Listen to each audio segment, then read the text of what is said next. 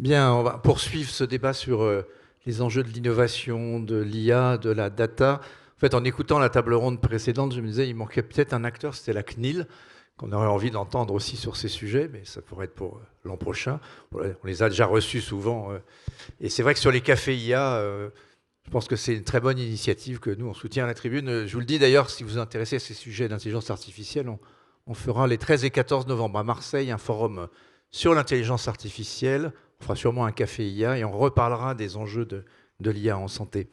Là, on a envie, et j'ai vraiment tenu à faire cette table ronde sur le thème réalité augmentée et jumeaux numériques. En fait, c'est ce que j'ai rencontré Eric Vibert, pour tout vous dire, qui est chirurgien du foie. Non pas que je sois malade du foie, moi je ne crois pas, mais parce que voilà, on prenait un café avec un ami commun, et il m'a raconté une histoire que j'ai trouvée complètement à la fois folle et illustrative finalement de ces enjeux de progrès dans la médecine.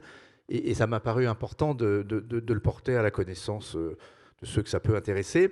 Et puis, Claire Bio, on ne se connaît pas. Alors, j'ai vu vous appeler Else Claire sur LinkedIn, c'est un jeu de mots.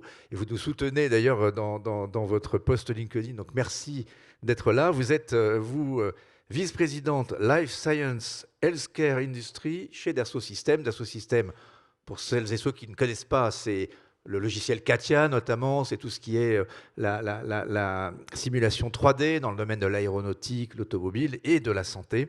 Et donc on avait envie de vous entendre tous les deux nous raconter votre vision de cette réalité augmentée de ces jumeaux numériques, parce que en fait, on a parlé d'IA tout à l'heure, mais la prochaine frontière de l'IA, en santé notamment, mais peut-être dans d'autres domaines, bah c'est la simulation finalement, c'est l'art de la simulation.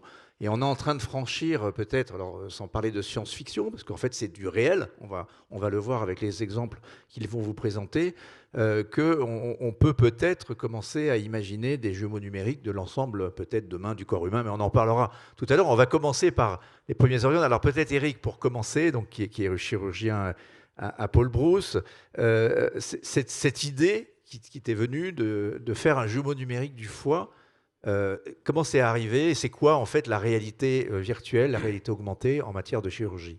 Alors, donc moi, je suis chirurgien hépatique, hein, je fais de la chirurgie hépatique et de la transplantation et je traite des cancers du foie.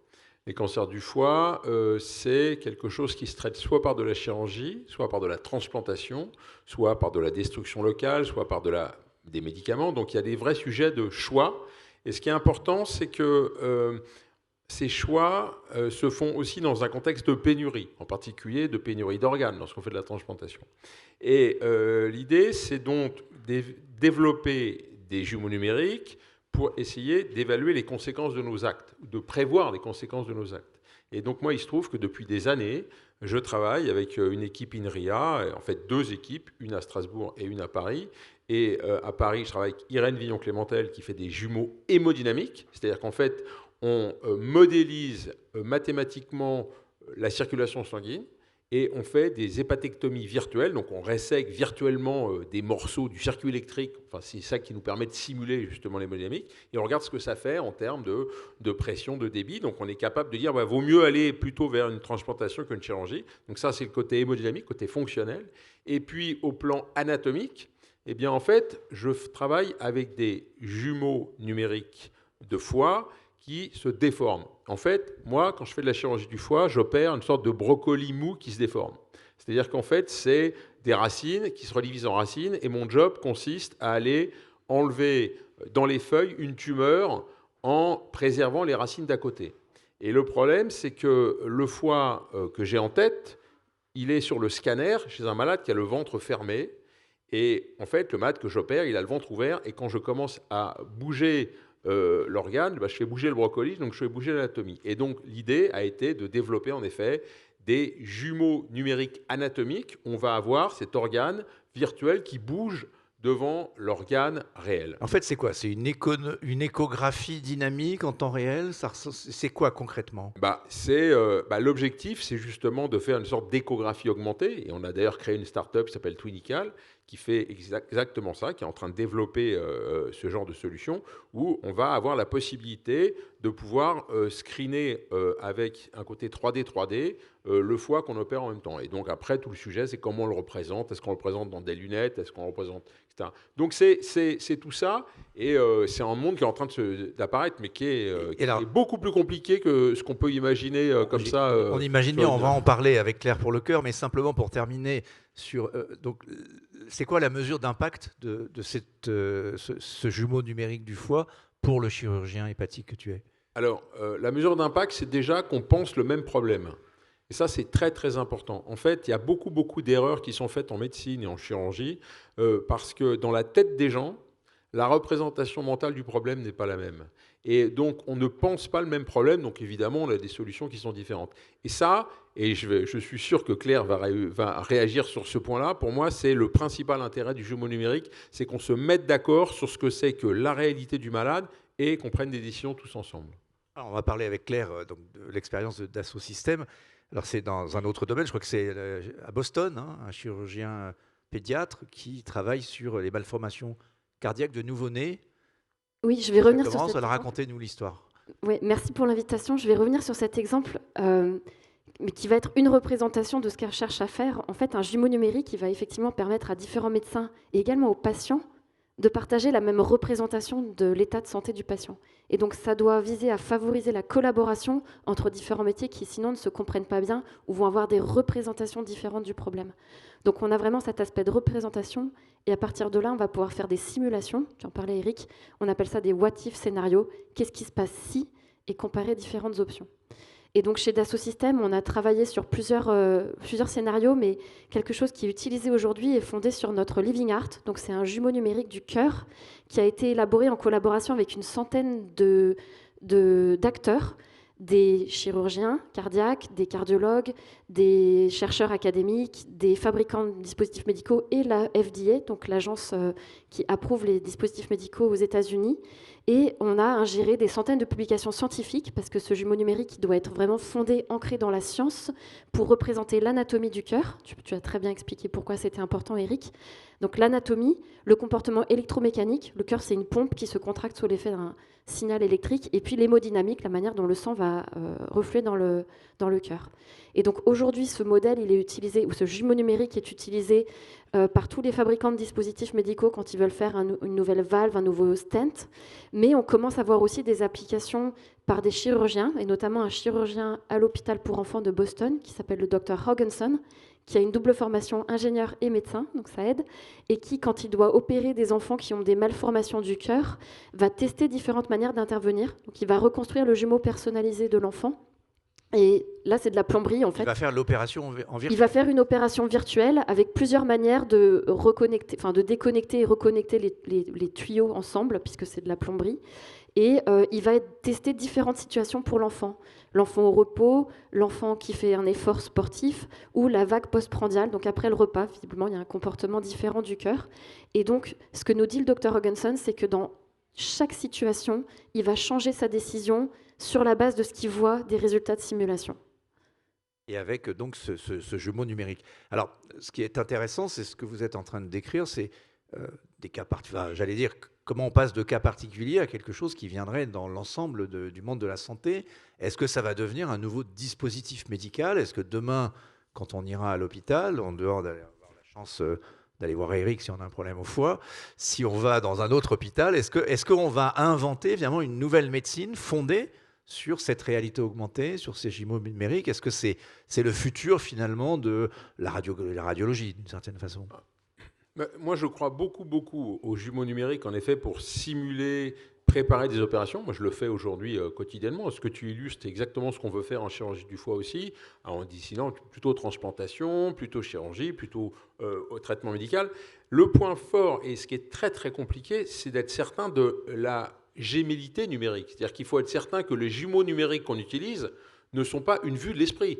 Donc c'est pour ça que... c'est le jumeau d'une seule personne. Non. Ce que je veux dire, quand tu fais un jumeau numérique, en fait, qu'est-ce que tu fais? Tu écris en modèle mathématique la vision de la physiologie humaine. C'est-à-dire que tu te dis, ça marche comme ça, et donc je vais fabriquer quelque chose qui simule ça. Mais le sujet de fond, c'est que parfois la connaissance de la physiologie humaine est fausse. Et donc, moi, depuis des années, ce que je fais, c'est que je valide les jumeaux numériques que j'ai fabriqués avec des mathématiciens depuis des années pour être capable de les régler, qu'ils soient justes. Et tout le problème, c'est d'être capable de capter le réel. Donc en fait, le problème de fond, c'est des jumeaux numériques, mais après, il faut valider que le jumeau numérique que tu as fabriqué, il est juste. Ce qui va te permettre ensuite de l'utiliser pour prendre des décisions thérapeutiques. Il vaut mieux, a priori. Ah bah oui, mais c'est très très long et très compliqué. D'accord. Mais donc, est-ce que ça devient une sorte de nouveau dispositif médical? Est-ce que c'est ça l'extension? Alors, c'est un dispositif médical numérique à usage collectif, hein, et ça, c'est tout le sujet de l'intelligence artificielle au sens large, en tout le DM numérique. C'est comment on arrive à faire rembourser ça par la sécurité sociale, comment c'est acheté par les hôpitaux, etc. C'est le problème majeur. C'est-à-dire qu'aujourd'hui, évidemment, c'est utile, mais aujourd'hui, ça coûte trop cher pour que les hôpitaux soient capables de se le payer à grande échelle. Donc, il faut inventer aussi la manière de pouvoir mettre ça dans le système de santé et démontrer que c'est coût efficace. Claire, est-ce qu'on peut avoir un coût à l'échelle des problèmes dont on a beaucoup parlé ce matin de notre système de santé? Parce que ce qui est fait à Boston n'est fait qu'à Boston. Alors c'est justement l'objet d'un grand consortium, d'un consortium ambitieux qui s'appelle Meditwin, dont Dassault Systèmes est chef de file, mais qui est vraiment un partenariat public-privé. On en a entendu parler dans des précédentes tables rondes.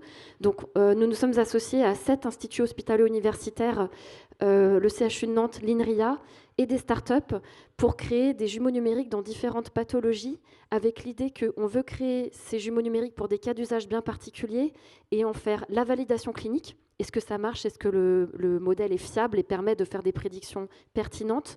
Mais aussi définir les conditions dans lesquelles on va pouvoir standardiser l'usage de ces jumeaux numériques par la définition d'un business model, donc d'un modèle d'affaires qui soit capable de passer à l'échelle. Et donc ça va passer par une évaluation médico-économique, par la définition de différents profils d'acheteurs. Est-ce que c'est l'hôpital qui achète? Est-ce que dans certains cas, le médecin est prêt à acheter? Est-ce qu'il peut y avoir des actions indirectes? Est-ce que ça peut venir en supplément d'un dispositif médical? On voit qu'il y a plein de types de modèles à tester. Et donc ce projet Meditwin vise à expérimenter ces différentes options et définir lesquelles sont plus pertinentes. Et ce sera sans doute pas un one size fits all, comme on dit, mais en fonction des cas d'usage, potentiellement différents modèles d'affaires. Moi, je pense que ça va se développer au contact de dispositifs médicaux. Tu vois, typiquement, lorsque tu décides ou pas de mettre une valve et quel type de valve, bah, tu vas utiliser un jumeau numérique pour décider. Donc, évidemment, ça sera une sorte de package où tu achètes la valve et l'outil qui va te permettre. C'est un des outils d'aide des décisions de la médecine demain. Ça va être des couches supplémentaires logicielles sur des dispositifs médicaux en dur. Si ça sauve des vies, parce que c'est l'idée, c'est de sauver des vies, c'est l'objectif de la médecine. Est-ce que d'une certaine façon, pour l'instant c'est pas très connu dans le grand public, cette nouvelle technologie, quand ça va le devenir, est-ce que les gens, quand ils vont devoir passer sous le bistouri, comme on dit, ils vont dire moi je veux avant avoir accès et donc avoir plusieurs avis et pourquoi pas un jumeau numérique? Alors, moi, si tu venais me voir à l'hôpital Paul Brousse et que tu avais un cancer du foie, je ne souhaite pas, je t'expliquerai très précisément ce que tu as comme maladie avec un logiciel qui s'appelle Liversight, qu'on a développé pour ça, qui est un outil de communication médecin-malade, qui est une sorte de jumeau numérique, mais évidemment, il n'est pas réalisé avec le scanner du malade parce que ça serait trop long de pouvoir fabriquer le jumeau, c'est beaucoup trop long, mais en tout cas, moi, j'utilise ce genre d'outil pour passer de l'information médicale à la connaissance. C'est-à-dire qu'en fait, j'apporte un contexte qui permet au malade de comprendre. Ça c'est à Paul Brousse. Oui, mais c'est à Paul Brousse, mais c'est dans toute l'assistance publique. À Marseille ou à Perpignan ou à Lyon, et que je dis j'ai un problème, donc malheureusement je dois être opéré.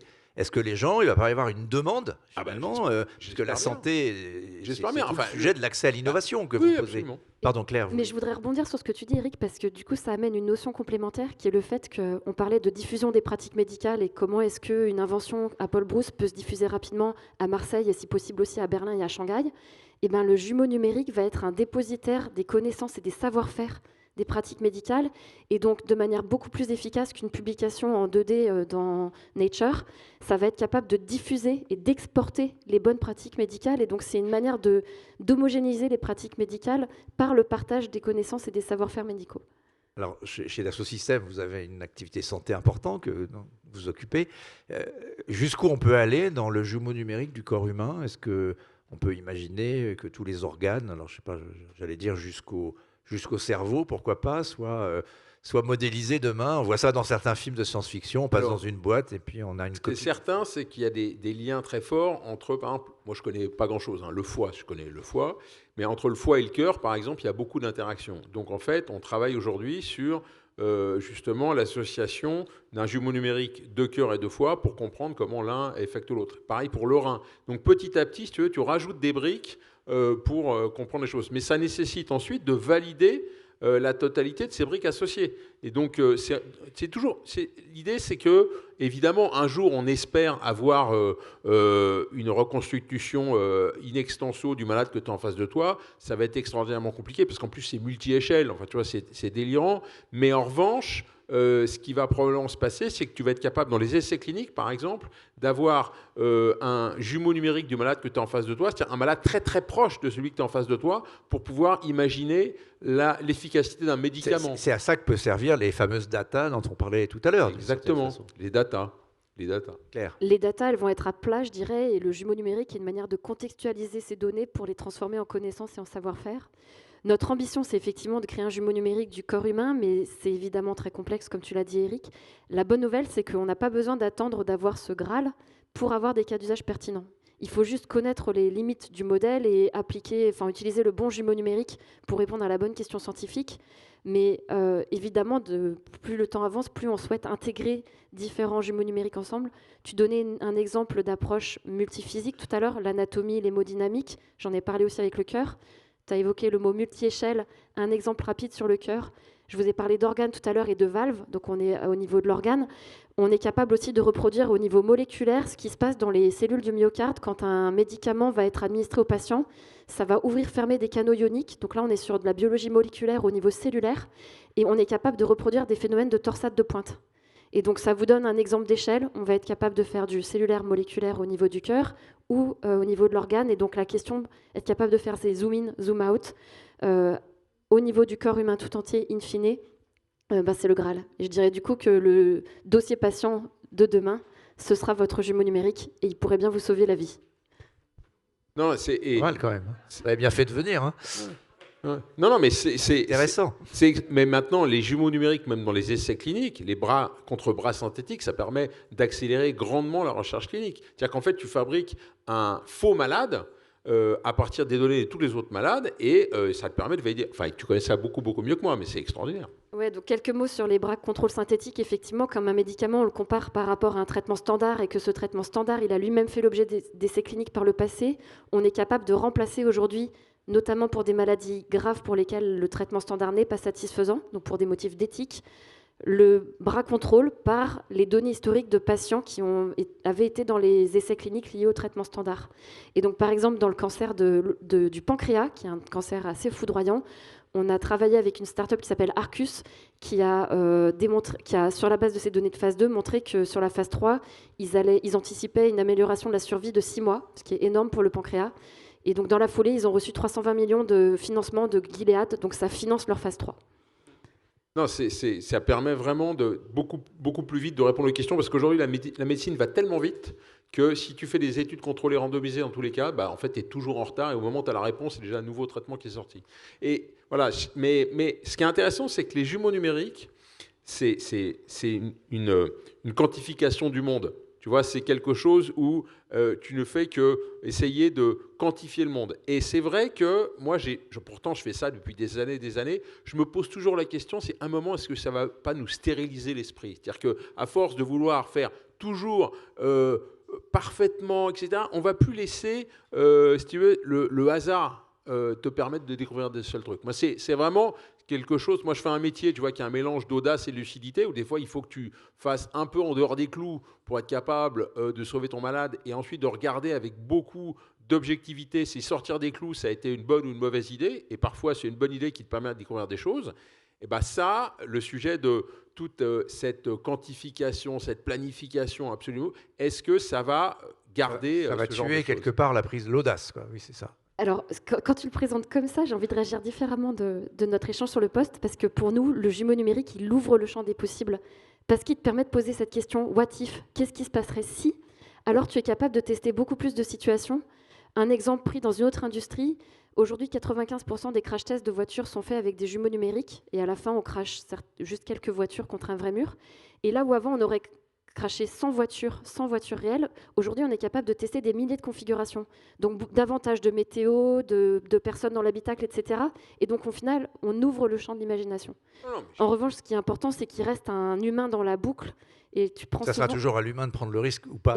Ouais, tu prends la métaphore de Google Maps en général, et j'ai envie de dire, vous avez tous utilisé Waze ou Google Maps, on va vous proposer 2 ou 3 itinéraires, et puis Waze va vous en proposer un en priorité, et vous, par la connaissance locale que vous avez de tiens, telle rue est fermée, ou je sais que tel feu rouge est long, vous allez choisir l'itinéraire 2 ou 3, parce que vous avez une connaissance locale que n'a pas l'outil. Et donc je pense que c'est cette part de... Le jumeau numérique ne doit pas tuer le génie du chirurgien, c'est ça. Exactement. On doit rester des artisans augmentés. Quoi. Eric vous a pas tout dit. Alors, comme on est un peu après le déjeuner, il va quand même nous raconter ce qu'il fait avec les foies de porc quand même. Ce que j'espère faire avec des foies de porc. Vas-y. Il nous reste 3 minutes et je pense que c'est quand même assez incroyable. Ouais, ce qui est extraordinaire, ce qu'on vit actuellement, c'est qu'aux États-Unis et en Chine, il a été effectué des transplantations de cœur et de rein avec des foies issus de cochons transgéniques qui sont mutés pour plusieurs dizaines de gènes. Et récemment, en Chine, il y a eu des transplantations de foie. Et c'est vrai que moi, je travaille beaucoup avec un monsieur qui s'appelle Alexandre Loupi, avec qui je monte un PEPR, un plan d'équipement prioritaire en recherche qui s'appelle Treasure, qui a un objectif de justement faire avancer la transplantation. Et on fait tout dans ce domaine-là. Alors, Treasure, c'est une chose, mais la xénotransplantation, c'en est une autre. Pour faire avancer ça, c'est magique. Je pense que ça pose un peu les mêmes problèmes de souveraineté que posent d'autres sujets vis-à-vis des Et on est en retard, en avance nous, C'est-à-dire que le cochon français, à mon avis, est très très en retard par rapport aux cochons US et aux cochons chinois. Et donc, il va falloir qu'ils se marient peut-être avec... Et donc, l'idée, c'est quoi? C'est d'acheter du foie transgénique. Ça va faire cher le jambon, mais... Et alors, qu'est-ce qu'on fait? Non, mais raconte ce qu'on fait avec ça. Ce qui est absolument magique, on peut sauver des foies humains. Alors là, nous, en fait, aujourd'hui à Paul Brousse, moi j'ai un truc qui s'appelle la chaire BOPA, et la chaire BOPA, ça a permis de financer à travers France 2030 un truc qui s'appelle BOPTech, dans laquelle on va avoir une machine de perfusion normothermique oxygénée sur lequel on va pouvoir laisser des foies vivants pendant plusieurs jours. Et donc l'idée, c'est qu'un jour, j'espère dans pas très longtemps, et aux États-Unis, ils commencent à le discuter, c'est que plutôt que de mettre un foie humain sur la machine, on mettra un foie de cochon, et ça permettra de sauver la vie d'un monsieur ou d'une dame qui a une hépatite fulminante, donc une maladie très grave du foie, comme une espèce de dialyse bio, si j'ose dire, avec le sang du malade qui passera dans le cochon transgénique sur la machine. Donc ça, c'est des objectifs qui sont raisonnables dans les 2 ans, et j'espère que notre système de recherche va pas consommer tous les sous pour faire venir les Américains et va en garder un tout petit peu chez nous pour faire vivre des cochons transgéniques. Voilà. Vous ne pouvez pas rater ça quand même. Voilà. Moi, ça m'a fasciné en tout cas. Dernière question peut-être claire, il nous reste 1 minute sur qui va rembourser la Sécu. Vous avez les jumeaux numériques, vous avez des relations déjà un peu avec... Donc c'est l'objectif du projet Meditwin de tester ces différents modèles de remboursement. Donc c'est un peu tôt pour en parler.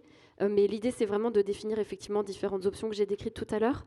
J'ai envie de conclure. Tu as parlé de souveraineté, Eric, et donc peut-être pivoter. Et c'est aussi en écho aux tables rondes précédentes. Il y a beaucoup de données de santé qui sont générées dans l'écosystème français. Et donc pour nous, Dassault Systèmes, ce qui est important, c'est que ces données soient mises au service du système de santé pour le rendre abordable et efficace. Et ça passe par une protection de ces données, donc la prise en compte de la valeur de ces données et donc leur hébergement sur ce qu'on appelle un cloud de confiance pour non seulement les protéger contre toutes les cyberattaques, donc un aspect de ce point de vue-là, mais aussi les protéger contre toutes les lois extraterritoriales. Donc un call for action pour la salle, pardon pour cet anglicisme, de considérer les clouds de confiance en France parce qu'il existe des offres qui se positionnent très bien par rapport aux hyperscalers étrangers. Bon, on n'a dit pas de publicité, mais dont une qui est organisée par Dassault Systèmes, si j'ai bien compris. On n'en dira pas plus. Tout le monde le sait, Eric, un mot sur ça et sur les progrès de l'IA, de la data. Sur les data, en fait, on parle beaucoup. On a parlé tout à l'heure avec le Health Data Hub de la problématique des patients qui sont inquiets de ce qu'on va faire de leurs données. En fait, le gros problème, je crois, c'est pas les patients, c'est les docteurs. En fait, les docteurs ne veulent pas que leurs données soient à tous ensemble pour faire des travaux. Pourquoi? Parce que les docteurs, ils ont envie de garder leurs données pour faire des travaux dans leur coin. Ça, c'est un énorme sujet qu'on ne dit jamais, mais il est beaucoup, beaucoup plus important. C'est vrai que les CHU partagent plus leurs données entre eux. Évidemment, le sujet de fond, il est qu'il y a plein de docteurs qui se disent « Ah non, c'est mes malades, c'est mes trucs, c'est mes machins », et donc je ne partage pas. Et on se cache derrière le côté c'est la CNIL, mais en fait, la CNIL, il est exceptionnel qu'elle nous empêche de faire des choses quand on leur explique correctement les choses. En une seconde, ce qui s'est passé au sommet IA à Paris, plutôt bon pour la France en matière d'IA. Plutôt bon, mais je trouve qu'on n'a pas suffisamment parlé de santé. On a parlé de plein de choses, mais pas suffisamment de santé. Et je crois que si on a une carte à jouer dans le domaine de la santé, pour le coup, là, c'est le SNDS, qui est une mine d'or qu'on doit parfaitement exploiter. Et d'ailleurs, dans le PEPR dont je parlais, on est en train de faire des ponts entre la base cristal de l'agence biomédecine et le SNDS à travers, je l'espère, le Health Data Hub qui est là pour apparier les données. Donc on a indiscutablement en France une force qui est l'organisation des données dans notre système médico-administratif. Un Eldorado français dans les données de santé, Claire? Je ne peux que être d'accord et peut-être rebondir sur le fait qu'on a des champions français, et je pense à Mistral, et donc on pense souvent en santé big data, mais en fait il vaut mieux penser smart data.